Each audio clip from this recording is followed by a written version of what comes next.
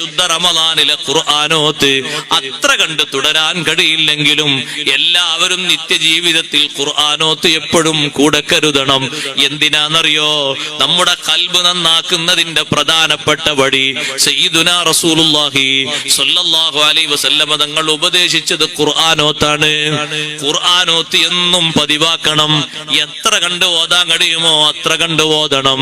ജയിലറയിൽ താമസിച്ച സമയത്ത് അബൂ ഹനീഫ റളിയല്ലാഹു അൻഹു 7000 ഖത്മല്ലേ ഖുർആൻ ഓതി തീർത്തത്.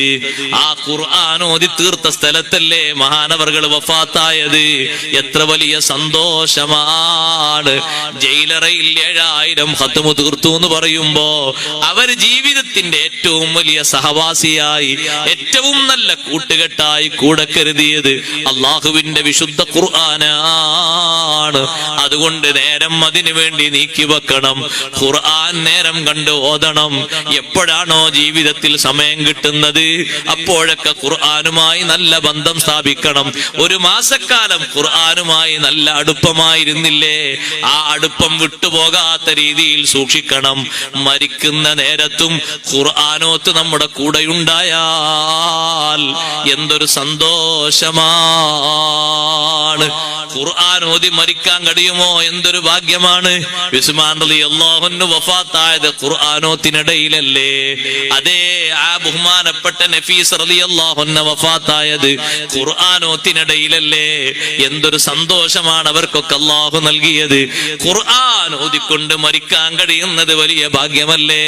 അത് സൂറത്ത് യാസീൻ ഓതി മരിക്കുന്ന ആളെ പറ്റി സ്വർഗത്തിലെ ഇരിപ്പിടം കണ്ടിട്ടല്ലാതെ മരിക്കൂലാന്ന് സയ്യിദുനാ റസൂലുള്ളാഹി സ്വല്ലല്ലാഹു അലൈഹി വസല്ലം നൽകിയ ഓഫറാണ്.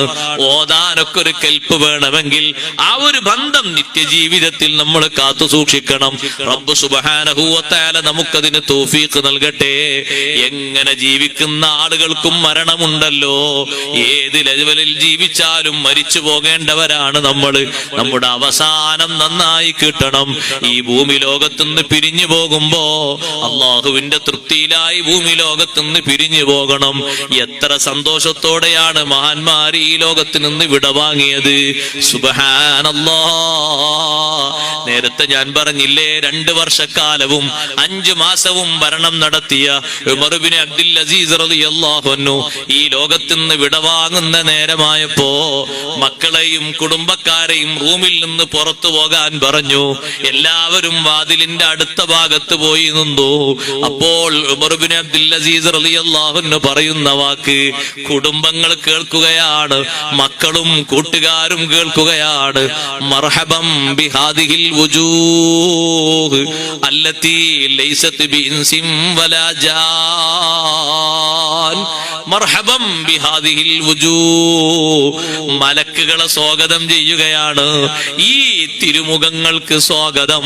മനുഷ്യരും ജിന്നുകളുമല്ലാത്ത നല്ലൊരു വിഭാഗം വന്നല്ലോ എന്നെ യാത്രയേക്കാൻ, അവസാനം എന്റെ ആത്മാവിന് ശാന്തി നൽകാൻ. റഹ്മത്തിന്റെ മലക്കുകൾ കൂട്ടം കൂട്ടമായി വന്ന മലക്കുകളെ മർഹബ ചൊല്ലി സ്വീകരിക്കുന്നു. ഉമർ ഇബ്നു അബ്ദുൽ അസീസ്.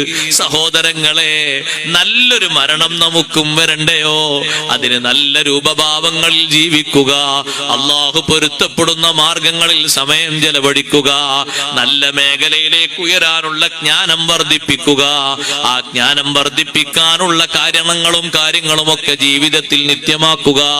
ഏതെല്ലാം ഇൽമിന്റെ മജ്‌ലിസിൽ നമ്മുടെ നാട്ടിൽ നടക്കുന്നുണ്ടോ, നിത്യ മെമ്പറായി നമ്മളെല്ലാവരും അതിൽ സംബന്ധിക്കുക.